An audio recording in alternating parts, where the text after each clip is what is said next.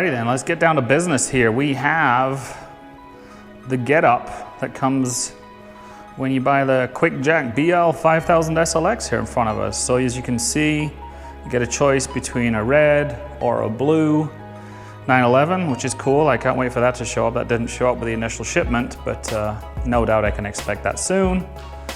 Just kidding. And then what I anticipate to be the stuff I'm gonna need. So I'm supposed to have, I think, a 22 mil wrench. Don't have that, so I've just got these variable ones and hoping to make by with that. And then at the back there, you can see the automatic transmission fluid, or automatic Getriebel, so all you Germans can have a good old laugh at that pronunciation. But what comes when you order the QuickJack itself is this third box here, and we'll open it. I'm going to put a card up to the top of the screen here to where you can go and pull up the official QuickJack video guide, not least because it's dead on point. There's nothing wrong with it, and they're the guys that built it, so I figure they'll know best. So what my intent with this is, I'll show you me flashing it together. I'll stop if there's any kind of tricky points that I don't think that video grabs, and more importantly, we'll put a car up in the air, and I think that's always a fun thing to watch. So hang tight, let's get this done. What I'm gonna do now is I'm gonna try and show you this for this unit and a couple of the trickier things I ran into. So you can probably see here, well, maybe you can't, but here, right here, got this little plug. So that plug has to come out, and you replace that with a 90-degree unit of some description that I'll show you here in a second. And the rub is, you can't get at it. So, see that? You can't get in there with your Allen keys, and I'm sure there's L-bends and different ways of doing it, but what you see on the QuickJack video is they jam this unit in here. And I don't know if the guy in the video is superhuman strength or something, but, and you'll hear this on other videos if you watch about this, this is unfathomably heavy, which is great, obviously. It's peace of mind because it has to lift a car. But how he does this so casually in the video still has me baffled. Yeah, so I folded, I caved, got help. Game changer. That is all, yes, absolutely. So everyone at home, when your wife says that is all, you can go about doing it yourselves. Sell me those pictures. I can't wait to see them. Have fun.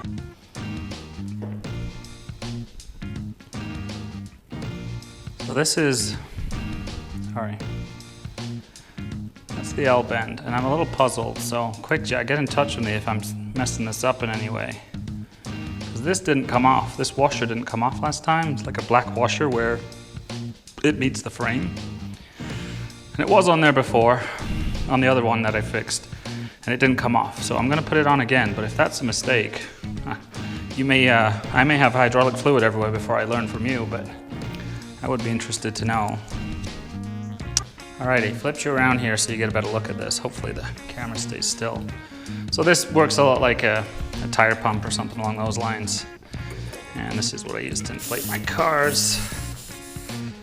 So it's saying there's 7 PSI. It takes just about nothing to,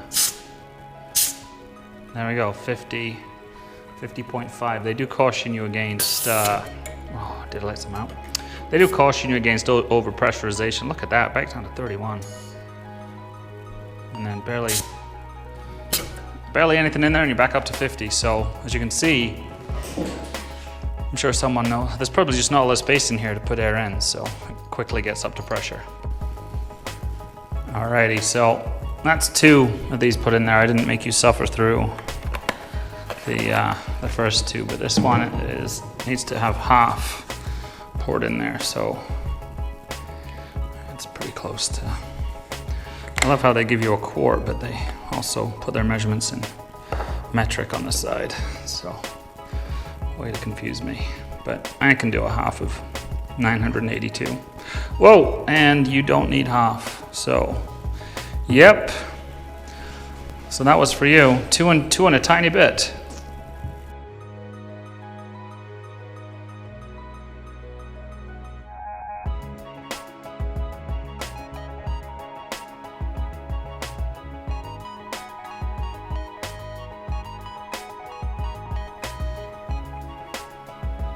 Everything looks good.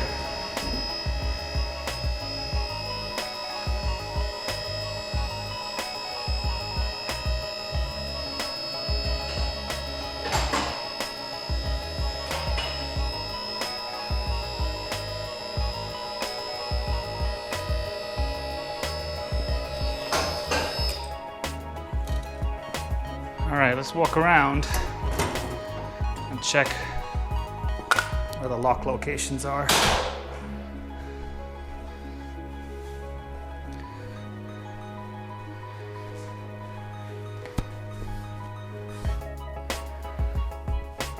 So in there is where it's locking in. I have a suspicion I may have these on the wrong side, but came straight up first time, no problems. I'm gonna grab a tape measure, because one of the things I always struggle to understand when I see these is just how much clearance do you really get.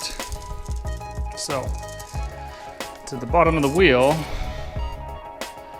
it's roughly 10 inches. Well, let's see. To the bottom of the exhaust, it's roughly 21 and a half inches.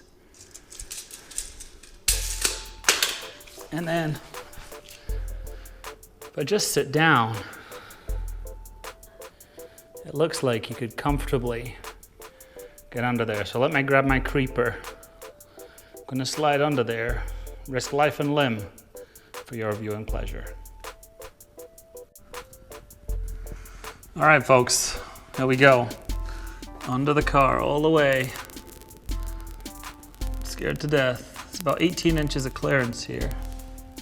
And I am a little claustrophobic at the best of times.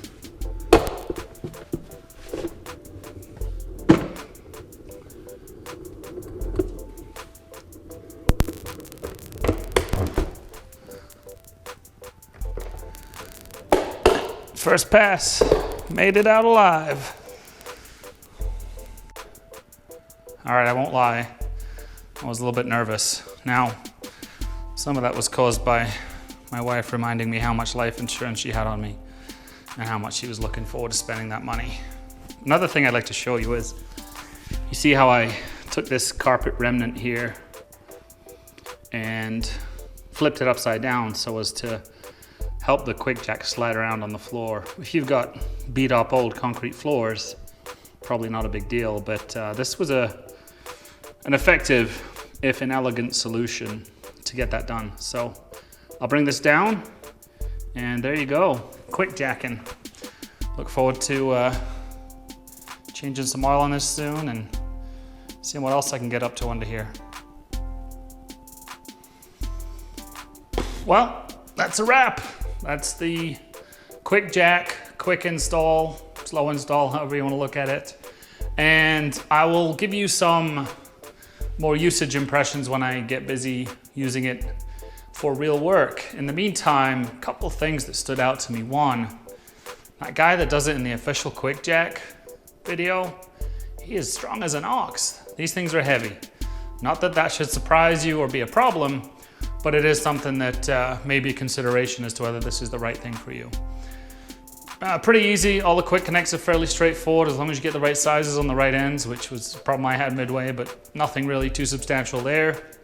And clearance is good. I can get all the way under the car, not feel completely claustrophobic, and I know I'll be able to do oil changes. If I needed to change out the exhaust, I could do that, and I'm really looking forward to having it up just for the detailing and polishing the car.